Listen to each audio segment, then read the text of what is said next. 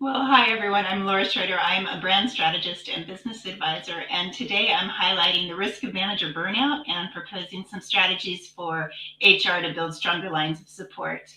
Recent research has found that the typical resignation patterns have changed a bit over the last 2 years, and we're seeing larger percentages of senior employees choosing to leave. And there are a number of reasons for this, but a reason that stood out was burnout caused by the expanded scope of manager responsibilities.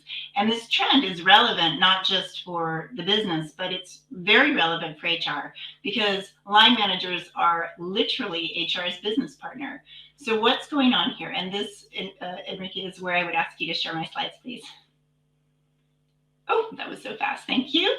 All right, so to answer that question, let's first take a look at the modern manager. This person needs to be a black belt in a bunch of different areas, everything from hiring and managing budgets and planning the work, working the plan, managing performance in the team, keeping people in the team engaged, in some cases, managing virtual or hybrid teams, developing people, lines of reporting across the business, managing relationships across the business, giving continuous feedback, approvals, and representing the values of the company. This isn't a complete list. And for those of you who are managers, this probably looks familiar and you're thinking, wait, there's 100 other things I do too.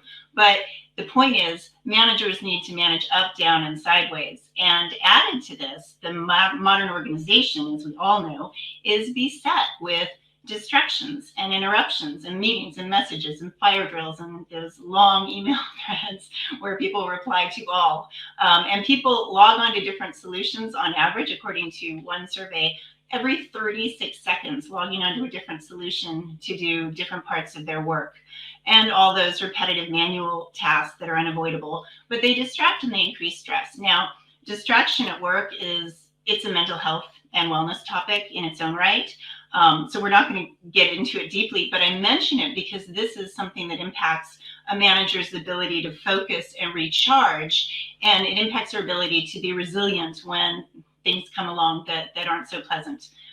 A manager or a team lead today also has to manage their operational responsibilities, which has always been the case, but relatively more recently, they're also being held accountable for employee engagement. We've all seen the meme, people don't leave companies, they leave managers. So the manager's really being held accountable for anything that goes wrong with an employee, or it can seem like that sometimes. So they're caught between the rock of having to deliver on their concrete business results and the hard place of being expected to nurture, develop, and engage everyone in their team.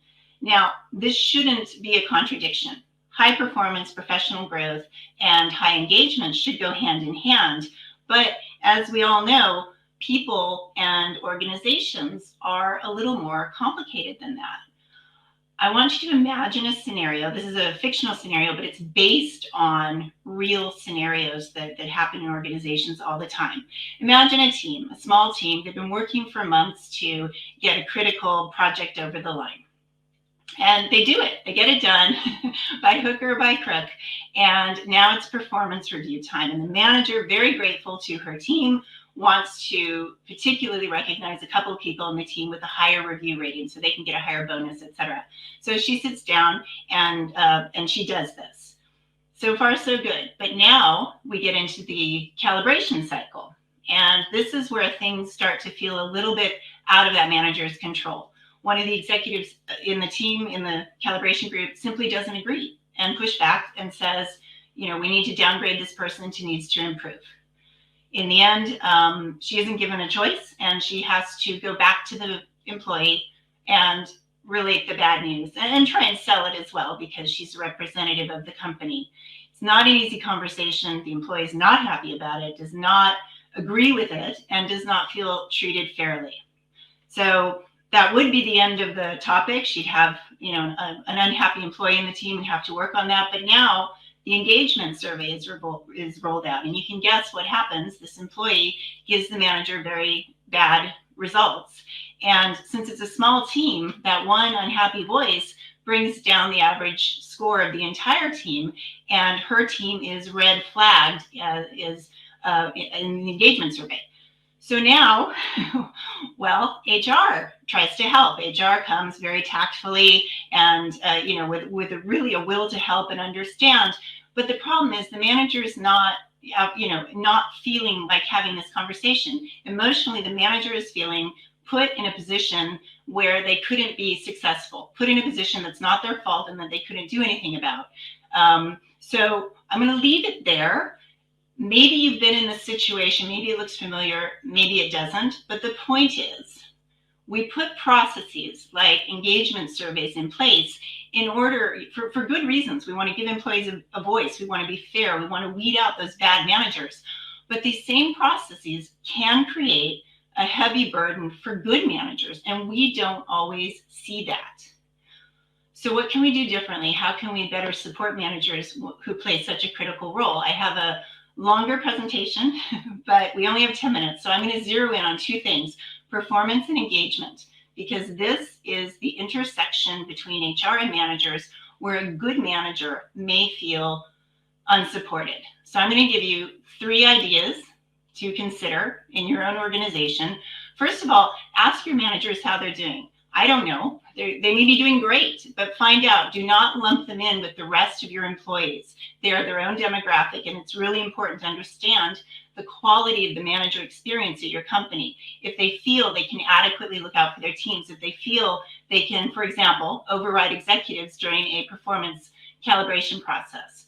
My second suggestion would be take another look at your engagement surveys. A typical survey may have very limited and very subjective manager-related questions. For example, do you feel your manager cares about your career development?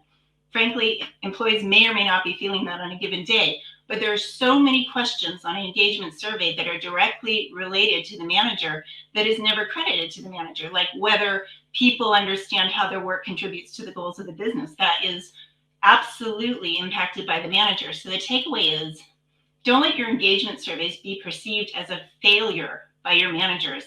If their teams are performing well, they understand how they contribute, and they feel connected to the business, because that means you've got a successful manager, even if the manager-related part of the survey is less positive.